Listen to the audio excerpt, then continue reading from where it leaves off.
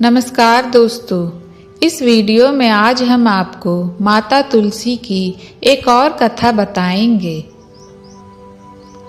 हम सभी जानते हैं कि तुलसी भगवान विष्णु को कितनी अधिक प्रिय है, लेकिन इस वीडियो में हम जानेंगे कि आखिर माता तुलसी ने भगवान विष्णु को श्राप क्यों दिया। तो चलिए शुरू करते हैं। एक बार देवराज इंद्र देवगुरु बृहस्पति के साथ भगवान शिव के दर्शन के लिए कैलाश पर जाते हैं। महादेव ने दोनों की परीक्षा लेने का मन बनाया और रूप बदलकर अवधूत बन गए। उनके शरीर पर कोई वस्त्र ना था। उनका शरीर जलती अग्नि के समान धधक रहा था। वे अत्यंत ही भयंकर नजर आ रहे थे। महादेव रूप बदलकर उनके रास्ते में खड़े हो जाते हैं। जब इंद्र ने एक विचित्र पुरुष को रास्ते में खड़ा देखा तो वे चौंक गए। इंद्र को अपने देवराज होने का घमंड घेरने लगा। उन्होंने इस भयंकर पुरुष से पूछा, तुम कौन हो? भगवान शिव अभी कैलाश पर विराज कर रहे हैं या कहीं भ्रमण पर निकले हैं? हम उनके दर्शन के लिए आए हैं। इंद्र ने कई प्रश्न किए, लेकिन उस पुरुष ने किसी एक का भी उत्तर नहीं दिया। वह मौन ही खड़ा रहा। यह देखकर इंद्र को लगा कि एक साधारण प्राणी मेरा अपमान कर रहा है और वे क्रोध से भर जाते हैं। फिर इंद्र ने कहा कि मेरे बार बार पूछने पर भी तू कुछ नहीं बोल रहा है। तू कुछ नहीं बोलकर मेरा अपमान कर रहा है। मैं तुझे अभी दंड देता हूँ।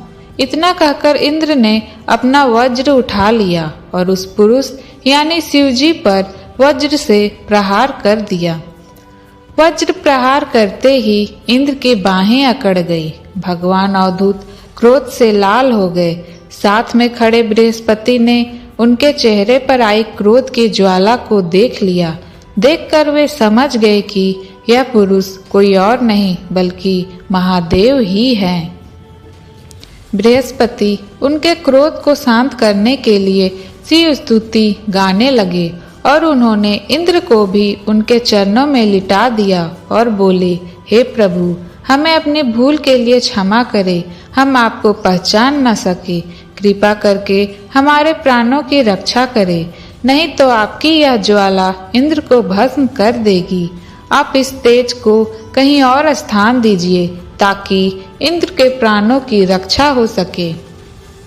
महादेव बृहस्पति की प्रार्थना से खुश हुए और उन्होंने इंद्र को जीवन दान दे दिया और कहा कि मेरे तीसरे नेत्र से प्रकट इस अग्नि का ताप देवता सहन नहीं कर सकते, इसलिए मैं इसको बहुत दूर छोड़ दूंगा। इतना कहकर उन्होंने उस तेज को अपने हाथों में धारण कर समुद्र में फेंक दिया। वहां फेंके जाते ही वह तेज एक बालक के रूप में प्रकट हो गया। सिंधु से उद्भव होने के कारण उसका नाम सिंधुपुत्र जालंधर प्रसिद्ध हुआ। जालंधर जिसका नाम शंखचूड़ भी हुआ। शिव के तेज से उत्पन्न होने के कारण वह परम शक्तियों से परिपूर्ण था। वह देवों से भी ज्यादा शक्तिवान था। वह देवों को भी पराजित करने की सामर्थ्य रखता था। यह देखकर असुरों ने उसे अपना राजा बना लिया। आगे चलकर जालंधर अर्थात शंखचूर्ण का विवाह दैत्यराज कालनेमी की कन्या वृंदा से हुआ। वृंदा एक पतिव्रता स्त्री थी और शंखचूर्ण अपनी शक्तियों के घमंड में चूर था। अपने शक्तियों के घमंड से वह माता लक्ष्मी को पाने की चेष्टा करने लगा, परंतु वह शंखचूर्ण समुद्र से प्रकट हुआ था। इसलिए समुद्र से प्रकट होने के कारण माता लक्ष्मी ने उन्हें अपना भाई स्वीकार कर लिया। वहां से पराजित होकर वह देवी पार्वती को पाने की लालसा करने लगा और कैलाश पर्वत की ओर निकल पड़ा। कैलाश में जाकर वह भगवान शिव का ही रूप धारण कर माता पार्वती के समीप गया, परंतु माता पार्वती ने अपनी शक्तियों से उसे तुरंत पहचान लिया और वह वहां से अंतर ध्यान हो गई। देवी पार्वती इस घटना से बहुत क्रोधित हो गई और सारा वृतांत भगवान विष्णु को बताया। शंखचूर्ण की पत्नी वृंदा अत्यंत पतिव्रता स्त्री थी। इसके साथ ही वह भगवान विष्णु की परम भक्त थी, इसलिए उसका पति शंखचूड़ जब भी कोई युद्ध पर जाता तो वह भगवान विष्णु की आराधना करने लगती। उसके इसी पतिव्रत धर्म के कारण जालंधर ना तो कभी युद्ध में मारा जाता, ना ही कभी पराजित होता। इसलिए जालंधर का नाश करने के लिए वृंदा के पतिव्रत धर्म को तोड़ना बहुत जरूरी था। इसी उद्देश्य से भगवान विष्णु एक ऋषि का रूप धारण करके वन में जा पहुँचते हैं, जहाँ वृंदा अकेले भ्रमण कर रही होती है।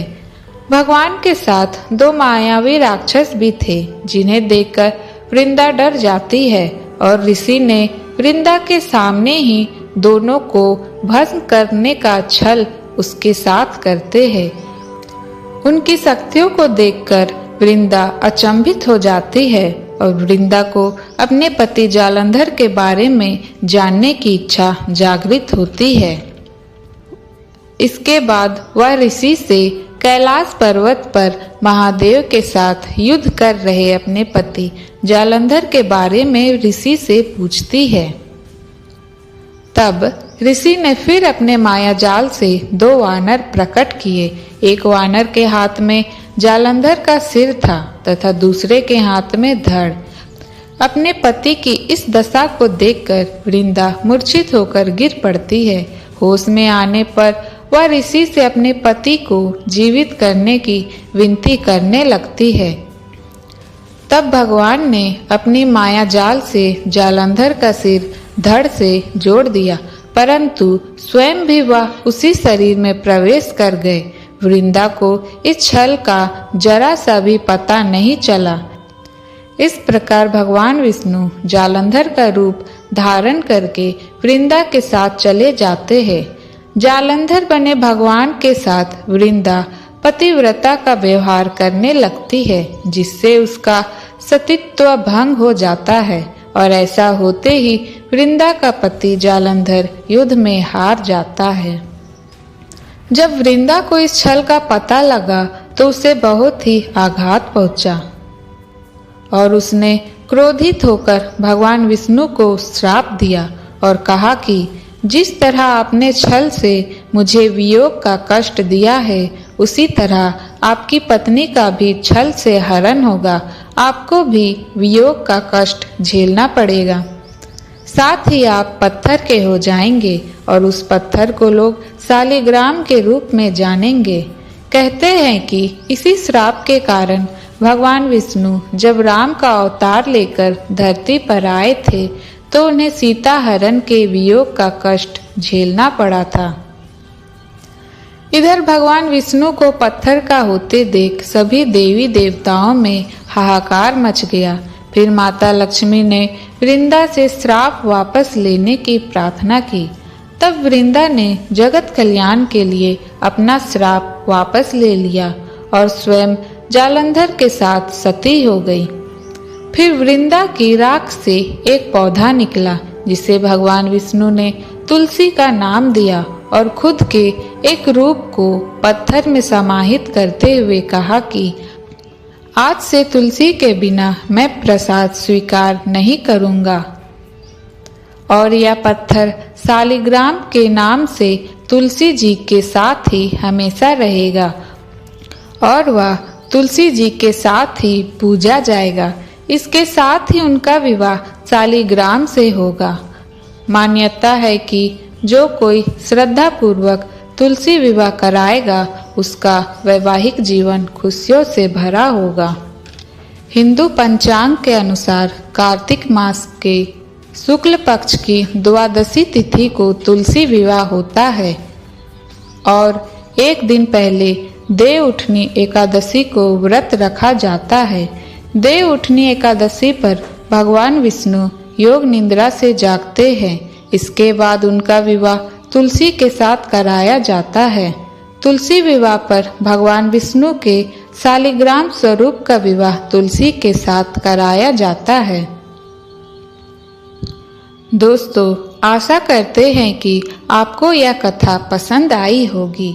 आपसे छोटी सी विनती है, वीडियो अच्छी लगी हो तो वीडियो को लाइक और चैनल को सब्सक्राइब करना ना भूलें, ताकि आगे भी आपको ऐसी वीडियो आसानी से मिल जाए। और कमेंट में जय तुलसी माता, जय विष्णु लिखना ना भूलें। तो मिलते हैं अगले वीडियो में, तब तक के लिए धन्यवाद।